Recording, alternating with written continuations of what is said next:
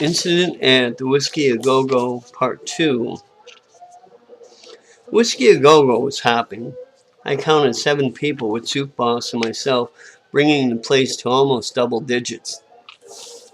I wondered how many strippers worked here, shuddering as I recalled the stripper who was 7 months pregnant I saw with my cousin Slick Shoestack down in Louisville, my second home thanks to Greyhound. There was a long-haired dude, looked like an Indian, passed out on top of either a pillow shaped like a cat or an actual cat. Made me think of Julie Newmar again. Yeah, she was my first wet dream as a teenager. Okay, I admit it's not just redheads, it's any chippy. Back to the interior. Soup Boss went straight for the circle-shaped bar. I told him I was going to take a whiz, hoping to see if he would take care of business as I was taking care of mine. See, when I've been walking too long, my bladder shrinks to the size of a chestnut and I piss constantly. And I intended to keep the door open a crack when I was done. See, I piss fast, banshee fast. Well, I stood there with the door open just enough, smelling more than my own urine, reading the quarter machines that sold cologne wipes with names like Spartacus, condoms with the same names, and for some reason, little black plastic cones. We gave those away at the carnival at the game where you picked up ducks in the water and they had numbers in Magnum Sharpies on their little duck asses. Suddenly the phone rang. I guess I missed it hanging against the wall where we came in. The long-haired dude raised his head as if he too was a puppet, shouting, "If it's Merlene, I ain't here. Tell that taint I'm not here." Even though the person on the other end of the line heard every word. The bartender, a woman who looked like one of Dracula's brides, risen from the dead, said, "You hear that, bitch?" and hung up. The Italian guy, I knew he wasn't Indian now because he used the word taint, slid a $10 bill to the old bat. Turned out the cat-shaped pillow was really a cat after all, because the damn thing made me jump as it hissed and scurried off under some chairs, licking spilled beer or dried vomit.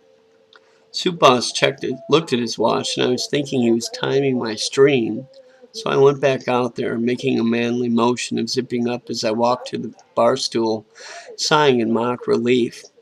In front of us stood 2 midget-sized cans of Jolly Good Cola. All my friend said as he nodded was 2-drink minimum. Then he slipped Dracula's bride to 20, and she looked at us as if it was her ticket back to beauty and happiness. In front of us, there was an empty stage with lines of beads hanging down, and I suddenly felt like I was going to be a part of that weird dream scene in Easy Rider, the part that always gets cut out on network TV because Brenda Vaccaro shows her tits or something. I worried myself more as a huge black man in a leather jacket, huge as in big biker dude with no irises. Maybe he was blind, looked like old Drac, and thought the geezer tending bar was like, well, Julie Newmar. But he'd have to feel the 3 bellies even if he was truly blind. The dude could have been wearing those contacts that were big back then, a different color a day, like women's panties that said Tuesday or Friday. Soup Boss grunted me that the guy's name was Carlton, but all the drunks slurred his name is Quantum. So he was known as Quantum. He called me Woody as he looked at my crotch, which concerned me, but I knew what he was getting at. Quantum had this weird-ass microphone, the kind Elvis and Buddy Holly used back in the 50s. The ones big as Crenshaw melons with 3 horizontal ridges along the edges. And he told the so-called crowd to give it up for the lovely, lovely star child in a voice that made me feel like I was chewing on sandpaper. Then it got worse. First, Soup Boss nudged me and called me Woody again. This time he didn't look at my crotch. Then the really bad part happened. The beads parted and this monstrosity of a woman, star child, my left nut. She had a face like Grandpa Munster and a bald spot on the right side of her head, right above her ear, which was about the size of the microphone. And kind of crazily walked out like she had a load in her outfit. Oh, that's right. The girls wore costumes, not outfits. Not real costumes like Supergirl, but the word outfit wasn't used. Maybe it was an Indiana thing. My brain was working overtime trying to not have my brain explode seeing that thing in front of me. She was wearing glittery powder blue spandex, as God is my witness. She also had 2 more stomachs than the bartenders, but one of them that might have been an extra chin. Basically, she looked like the Michelin Man and Swamp Thing combined. She grabbed one of the strings of beads and tried to do squats, each time hacking like a hot box smoker of unfilled Pall Malls or Camels. I knew that kind of cough well. One of my partners in the business coughed like that. Jimmy Mack with the Pall Mall hack, I used to say, till he cold cocked me one day before our partnership dissolved because he took a job at a bouncer at the Double Door back in the city. God, it was terrible. It was like watching someone in their death throes in a gas chamber, like San Quentin or that prison down in Trexler. Even the cat ran from its treat on the floor and disappeared, assumedly some place far, far away. Eventually, she left the stage after trying to wink at us through fake eyelashes that made her look like Groucho Marx after they fell down and stuck to her embalmed-looking cheeks. Quantum, maybe he was blind after all, told us all to clap, which I did politely, like when someone's name is announced at some public function or when the Polish Queen passes out on the float on Casimir Pulaski Day. Then he said enjoy the music before Starbabe came back out. What was with the names? I just hope they weren't twins. Speakers in the ceiling played Vehicle by the Ides of March. Soup Boss got up, farted, and walked back to the John. I did a double take. He went back past the bathroom to a room most likely private. Almost forgot. The bathroom door said Gangsters and Malls instead of the usual. One place I was in up on Division Street back in the day, the Johns read Seahorses and Mermaids. So this wasn't the stupidest name I'd seen on doors to the head.